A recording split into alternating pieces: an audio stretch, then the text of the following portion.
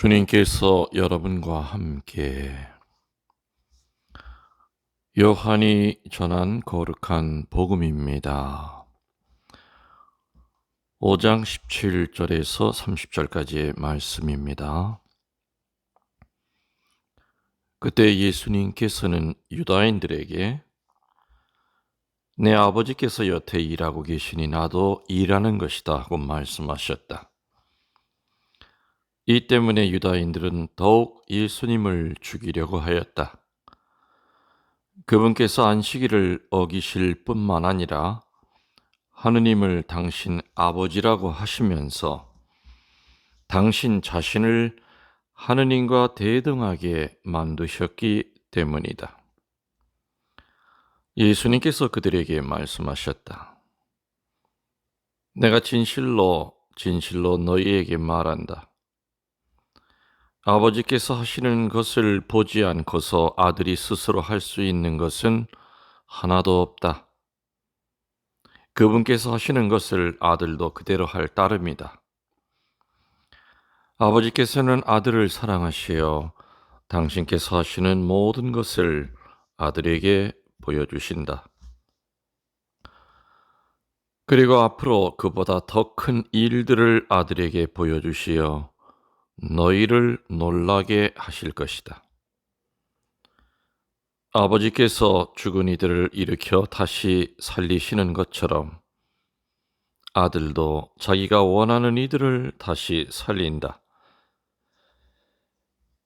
아버지께서는 아무도 심판하지 않으시고 심판하는 일을 모두 아들에게 넘기셨다. 모든 사람이 아버지를 공경하듯이 아들도 공경하게 하시려는 것이다. 아들을 공경하지 않는 자는 아들을 보내신 아버지도 공경하지 않는다. 내가 진실로 너희에게 말한다. 내 말을 듣고 나를 보내신 분을 믿는 이는 영생을 얻고 심판을 받지 않는다.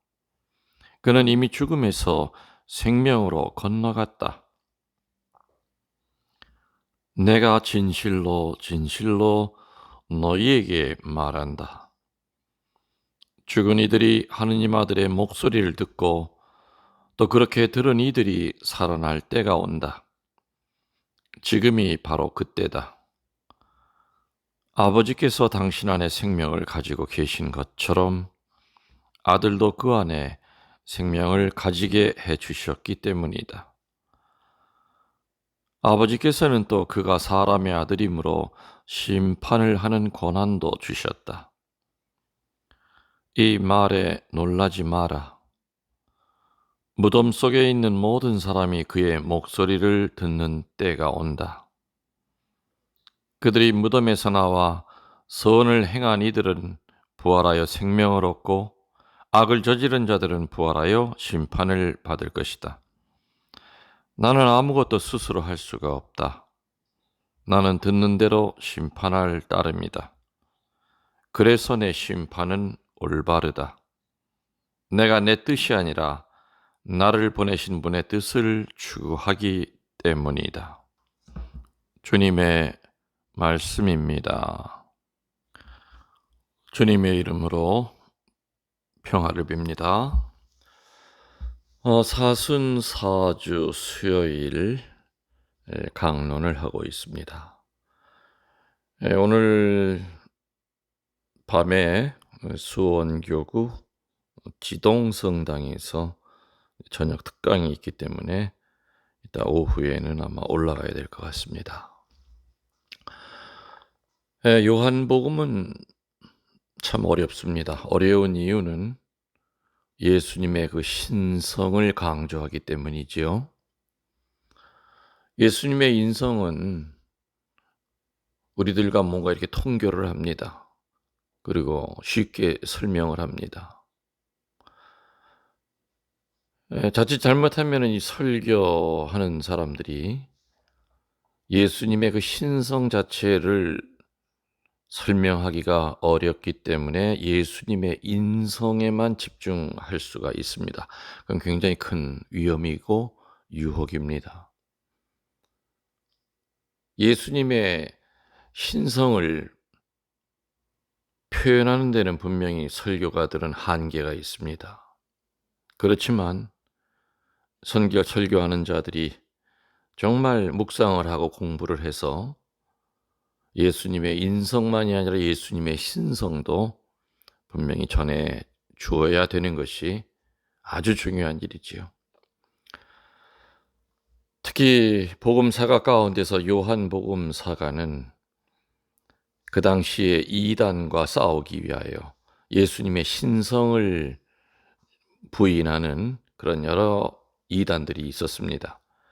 그래서 그 이단과 싸우고 교회를 지키고 또 예수님의 그 메시아성 신성을 전하기 위해서 요한복음은 참으로 깊은 묵상 가운데 나온 요한을 통한 하느님의 말씀입니다. 오늘 강론은 분명 한 번 들어서 이렇게 이해하실 수 있는 복음이 아니고 또 오늘 강론 중에 많은 성경 귀절이 나올 겁니다. 그래서 여러분들은 오늘 이 강론을 한 번 듣고 그냥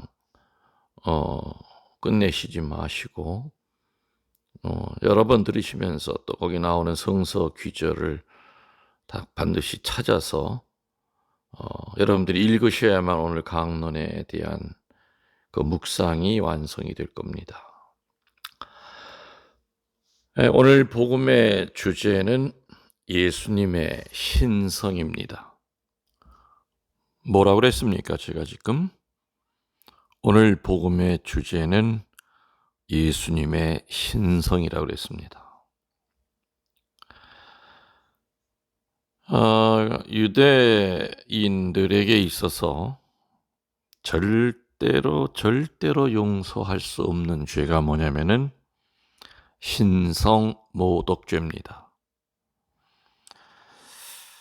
하느님을 모독하는 죄는 이유 여하를 막론하고 아주 엄벌에 처했습니다.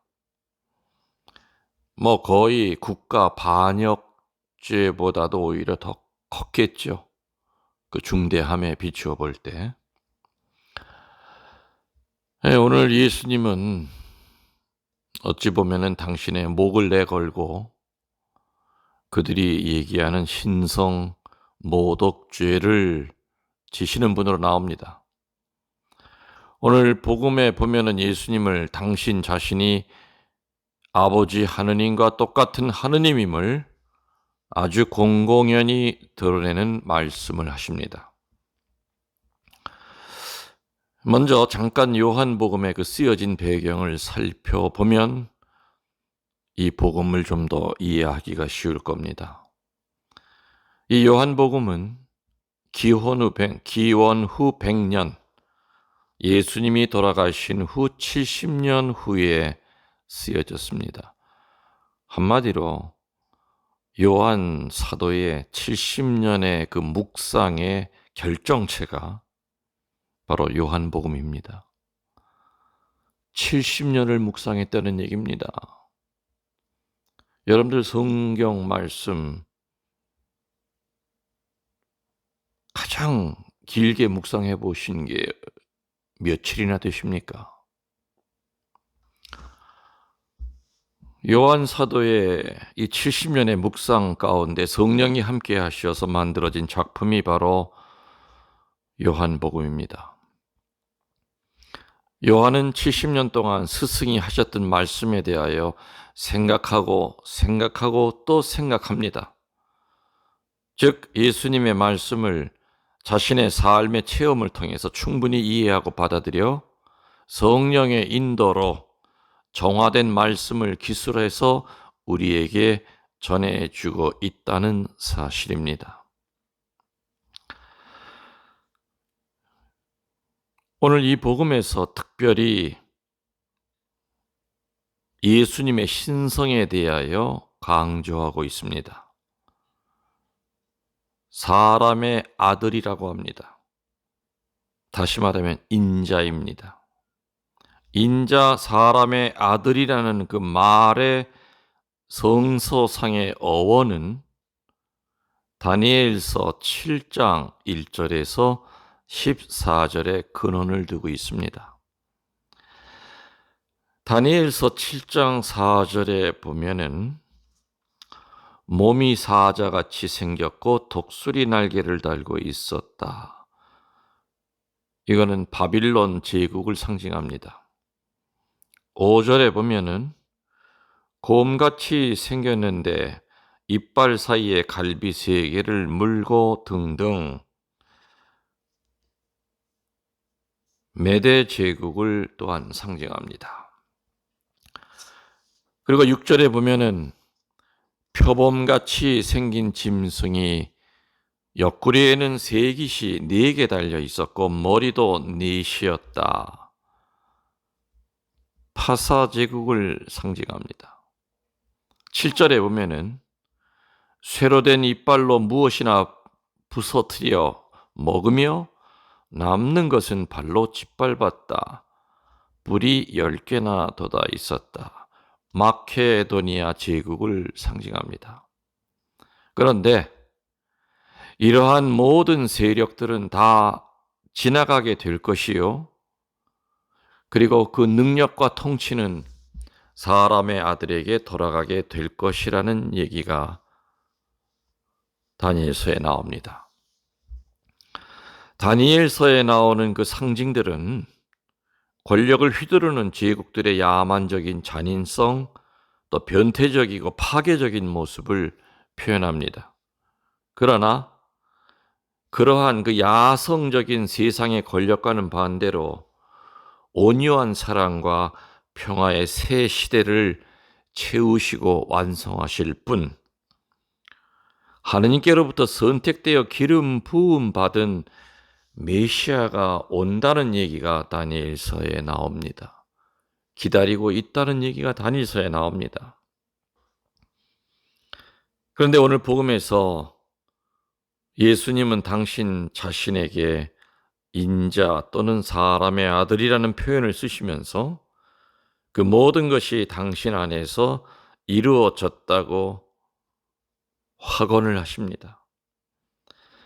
그럼 예를 들어서 중풍병자를 치유시킨 것은 이사야서 35장 6절에 절름발이는 사슴처럼 기뻐 뛰며라는 그 예언과 들어맞는 것이요. 예레미야서 31장 8절에서 9절에 소경과 절름발이 그들이 섞여 돌아오리라는 그 예언이 바로 예수님의 기적 속에서 볼 수 있고 또 구약의 선지자들이 했던 그 예언이 바로 나 자신에게서 이루어졌다는 얘기를 강조하고 계십니다. 여러분들 제가 얘기하는 거 좀 어렵지 않으십니까? 그렇지만 제 강의를 오랫동안, 제 강론을 오랫동안 기초부터 들으신 분들은 아마 그렇게 어렵지 않으실 겁니다. 구약 성서의 그 사상 중에서 아주 중요한 것이 2가지가 있습니다. 첫 번째는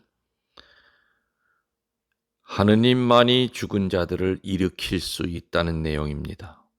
2번째는 하느님만이 사람을 심판할 수 있다는 내용입니다. 죽음에 대한 이야기가 참 많이 나오죠. 구약 성서에. 대표적인 얘기 3가지만 찾아보면 신명기 32장 39절에 이제 알아라. 내가 바로 그다. 나 외에는 신이 없다. 죽이는 것도 나요. 살리는 것도 나다. 이렇게 얘기합니다. 또 사무엘상서 2장 6절에 보면은 야훼께서 생사를 쥐고 계시어 지하에 떨어뜨리기도 하고 끌어올리기도 하신다. 이렇게 나옵니다. 또 열왕기하서 5장 7절에 보면은 시리아 사람 나아만이 문둥병 고침을 받으러 왕한테 왔을 때 이스라엘 왕은 어찌할 바를 모르면서 대답하기를 내가 사람을 죽이고 살리는 신이란 말인가? 즉, 사람을 죽이고 살리는 것은 하느님만이 하실 수 있는 것이라고 유대인들은 철저하게 알고 있었던 겁니다. 두 번째 구약성서의 중요한 사상은 심판이라고 했습니다. 첫 번째는 죽음이라고 그랬죠.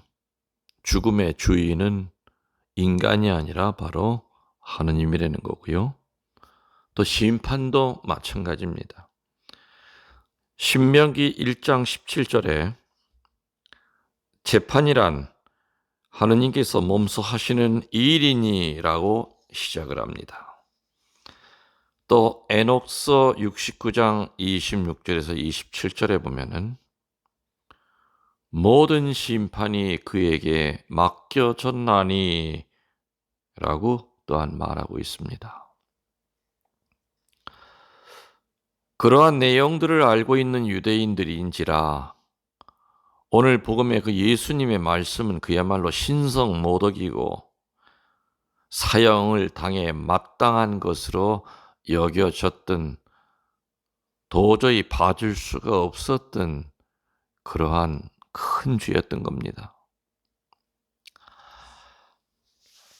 결국에는 이런 것들이 쌓이고 쌓여서 예수님은 죽지 않을 수 없는 그러한 처지에 떨어지시게 됩니다. 세상 표현으로 하면은 스스로 명을 재촉했다, 이렇게 얘기할 수가 있겠죠. 그렇지만 우리들은 오늘 복음에서 예수님의 그 신성을 다시 깊이 묵상해야 됩니다. 그리고 나와 세상의 생명이 누구에게 줄기에 가지가 붙어 있듯이 붙어져 있고 연결되어 있는지를 깊이 깨달아야 됩니다. 예수님의 그 신성이 거룩하듯이 우리들이 예수님에게 붙어 있으면 우리들에게도 거룩함이 나옵니다. 무화과 나무에서 사과가 열릴 수 없습니다. 그렇듯이 우리가 예수님에게 붙어 있다면 우리에게도 예수님스러운 그 신성의 모습이 분명히 나옵니다. 그렇게 사는 사람들 주변에 보면 많지 않습니까? 참 거룩하게 사시는 분들 많습니다. 드러내지 않으면서, 티내지 않으면서 묵묵히